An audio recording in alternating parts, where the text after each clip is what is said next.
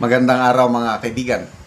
Bigyan natin ng reaction, opinion itong post ng Huli.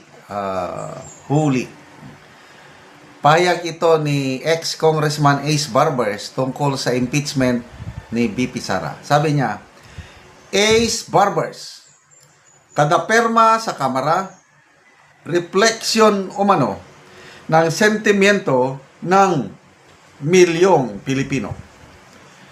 Naniniwala si dating Surigao del Norte Representative Ace Barbers na ang usapin ng impeachment laban kay Vice President Sara Duterte ay hindi lamang dikta ng mga politiko, kundi nagmumula sa tunay na kagustuhan ng sambayanang Pilipino.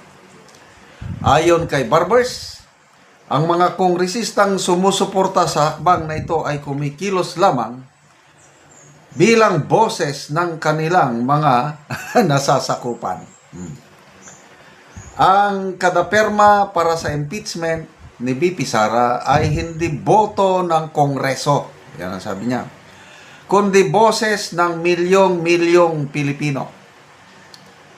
Binigyan diin niya na ang impeachment ay isang mahalagang bahagi ng demokratikong proseso at nagsisilbing mekanismo upang matiyak ang pananagutan ng mga halal na opisyal sa harap ng publiko. Wow! Palakpakan naman natin si Congressman Barbers, chairman ng Quadcom, yung kanyang vice chairman ba ng Quadcom si I'm not sure ex-congressman ako. Pumanaw na at nakakalungkot dahil imbes na makiramay ang sambayan ng Pilipino, natuwa. So, nagsasalita pa rin kasi ang wife niya, yan ang kongresista ngayon sa kanila, 2nd District sa Surigao.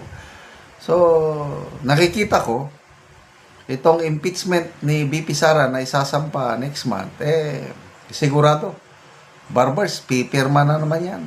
Laban sa impeachment ni BP Sara. At maalala ko nung panahon ni Tatay Digong, itong si Barbers na ito, ang dami niyang papuri sa ating Tatay Digong. Ngayon, wala na. Yung Quadcom nila, talagang binanatan nila ng husto ang Duterte.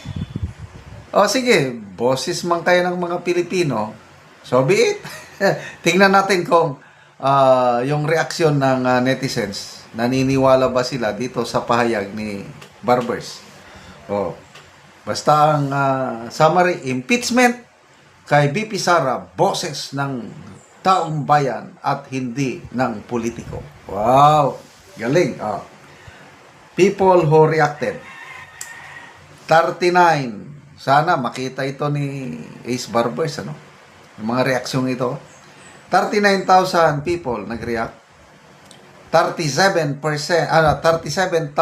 tumatawa, 332 ang galit, 1,600 lang ang nag-like o naniwala sa kanya. So ilang porsyento yan?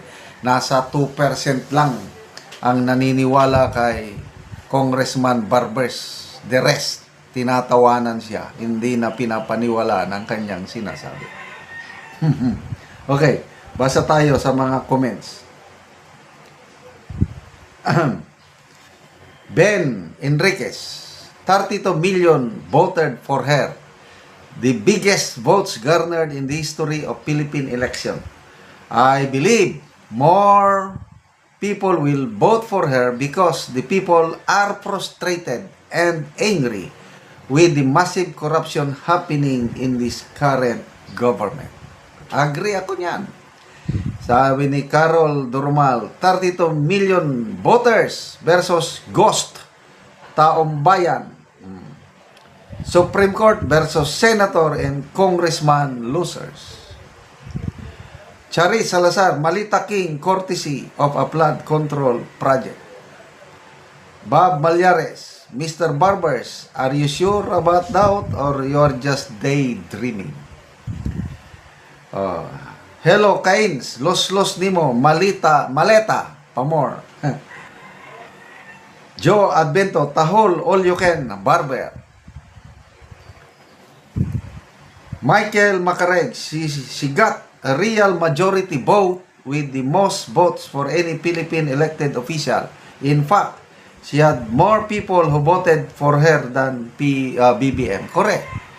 Kasi nung 2022 na election, kahit kami, yung pamilya ko, dito sa Mindanao, Ilocano kami, we consider ourselves Marcos loyalists.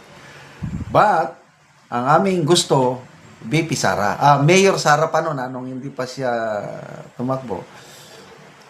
Kasi, frontrunner sa survey, Mayor Sara.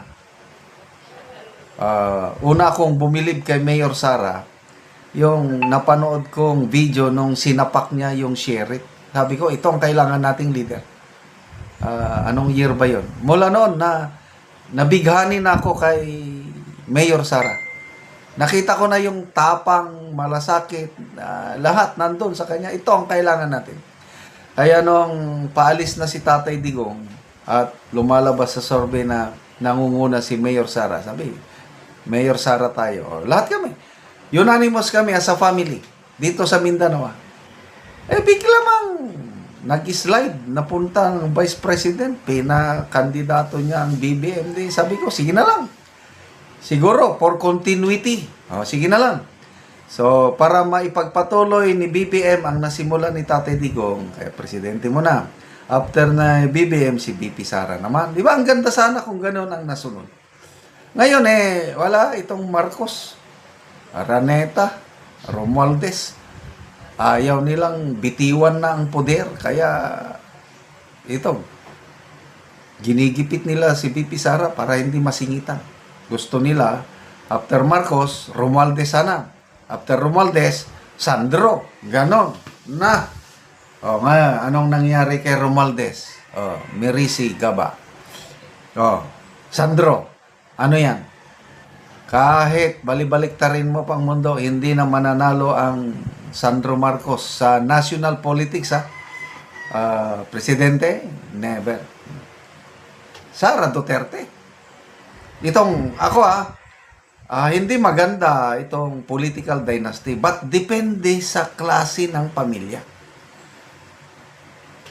Ayoko, yung karamihan kasi ng mga political dynasty ngayon, self-serving, but iba ang Duterte. Kitang-kita ko sa Davao. Kaya okay ako. Poros Duterte. After BP Sara, Baste, mga ganon. Nandyan ang tapang malasakit sa mga Duterte. Kaya ako, proud, DDS.